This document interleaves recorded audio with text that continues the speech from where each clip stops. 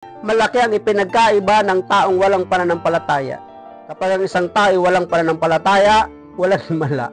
Kapag ang isang tao ay patuloy at palaging nananampalataya, nananalig sa ating Panginoon, maraming himala at patuloy na dumarating sa himala. Pangatlo na gusto nating puntusan, sabi po ng verse 5, hindi siya nakagawa ng himala roon, maliban sa ilang may sakit na pinatungan niya ng kanyang kamay at pinagaling. Namangha siya dahil ayaw nilang maniwala sa kanya. Pansinin po ninyo, yung mga tao habang siya nangangaral, namangha sa kanya. Pagdating dito sa ating huling talata na binasa, si Jesus din ay namangha sa kanila sapagkat hindi sila naniwala. Dalawang pagkamangha yung ating pong mababasa dito sa Ebanghelyo na ating binasa. So, ikatlo na gusto nating puntusan, walang himala. Saan? Doon sa kanyang bayan. Alalahanin natin na kay Jesus ang lahat ng bagay, ang pagpapala, biyaya, kagalingan, kasaganahan, diba? Buhay, nasa kanyang lahat eh. Kumbaga sa ayuda, nasa kanya na ang lahat. Pero yung lahat ng nasa kanyang yon, hindi pinakinabangan nung mga taong kanyang kababayan. Doon sa lugar na kanyang kinalalagyan. Yung mga pagpapalang sana'y mai-experience nila kay Jesus, hindi nila naranasan, hindi kagaya sa mga ibang lupain, sa ibang mga lugar na siya'y gumagawa ng mga tanda, himala at kababalaghan. Pero ang banggit po sa ating pagbasa, meron lamang ilang pinagaling na pinatungan lang ng kamay. Anong ibig sabihin?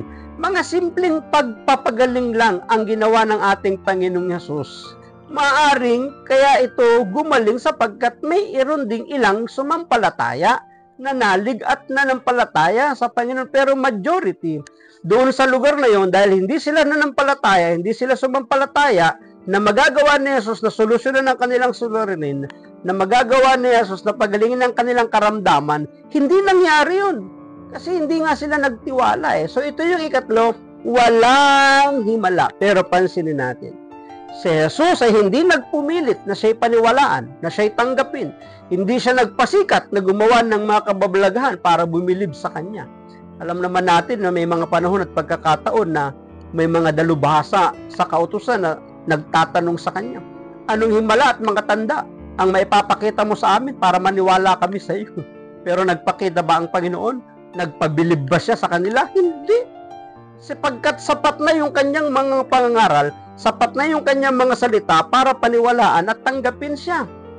Pansinin po natin, dahil sa hindi nila paniniwala, walang mga kababalaghan na ginawa ang Panginoong Hesus sa kanila.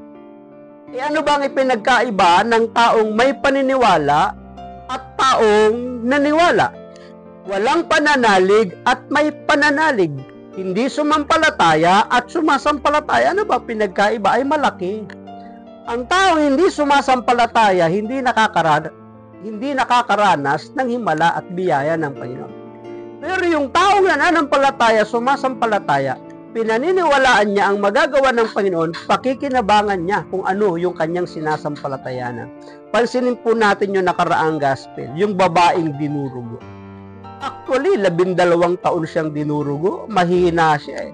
Kaya nga ang kanyang focus lang, ang kanyang goal lang eh, mahawakan yung laylayan ng damit ng ating Panginoon eh. Bakit naman yun yung kanyang focus, yun yung kanyang goal? Kasi nga siya po ay mahina. Pagapang lang siyang lumalakad. Pagapang siyang lumalapit sa Panginoon sa likuran pa ng Panginoon. Eh yun lang yung kanyang maaabot eh. Hindi kagaya ng mga ordinaryong tao na nakikipagsiksikan kay Jesus na kaya nilang yakapin, abutin, hawakan si Jesus sa balikat, sa braso, sa kamay. Eh siya, hindi niya magagawang humawak sa braso, sa balikat, sa kamay ng ating Panginoon. Maaaring salaylayin lang talaga ng damit o sa paanan ng ating Panginoon sapagkat yun lang yung kanyang abot eh. Pero nandoon yung kanyang pananalig, nandoon yung kanyang pananampalataya na mahawakan lang niya yung dulo ng laylayan ng damit ng ating Panginoon na siya'y gagaling. At nagtagumpay po siya eh, na mahawakan yun. At pagkatapos niyang mahawakan, naramdaman niya na yung kanyang karamdaman ay pinagaling ng ating Panginoon dahil sa kanyang pananampalataya. Hindi naman niya tinawag si Jesus eh. Wala nga siyang paalam eh, kasi galing pa siya sa likuran eh. Pero yung kanyang pananalig na mahawakan lang niya yung laylayan ng damit ng Panginoon, yun yung nagbukas sa kanya na tumanggap siya ng himala at kababalaghan ng ating Panginoon. Tingnan po ninyo. Meron ding mga panahon at pagkakataon na ang mga alagad at si Jesus ay dumaan sa isang puno ng igos, nagutom sila.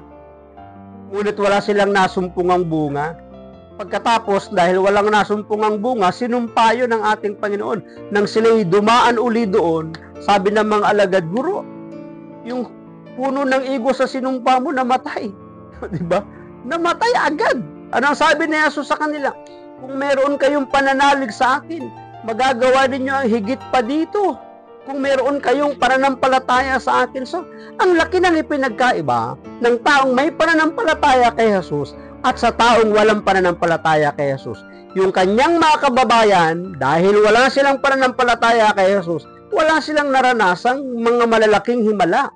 Wala silang nasaksihan na malalaking himala. Bakit? Wala silang pananampalataya. Samantalang yung mga alagad, yung babaeng dinurugo, si Jairo, at marami pang iba na lumapit kay Jesus nang sila'y nagpakita ng malaking pananalig kay Jesus, hindi ba't sila'y umuuwi, umaalis sa harapan ng Panginoon na taglay-taglay yung kasagutan sa lahat ng kanilang idinulog kay Jesus.